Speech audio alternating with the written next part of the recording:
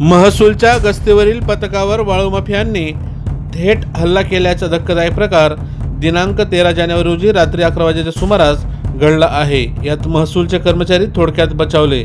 विना number tractor ट्रॉलीच्या अवैध वाळूने भरलेल्या वाहनाने गस्तीवर असलेल्या महसूलचे शासकीय वाहन स्कॉर्पिओ या चारचाकी वाहनास मागून जोरदार धडक दिली।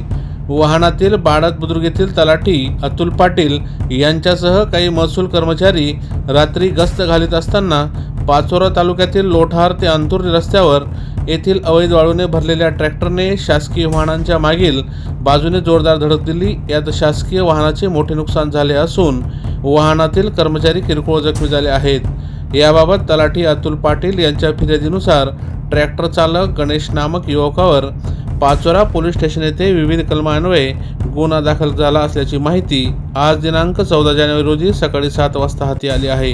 या घटनेचा पुढील तपास पाचोरा पोलीस स्टेशनचे पोलीस निरीक्षक राहुल कुमार पवार यांच्या मार्गदर्शनाखाली PSI पांडुरंग सुरवाडे हे करीत आहेत। आमच्या चॅनलला लाईक करा, सबस्क्राईब करा, बेल आयकॉनवर क्लिक करा आणि हो शेअर करायला विसरू नका।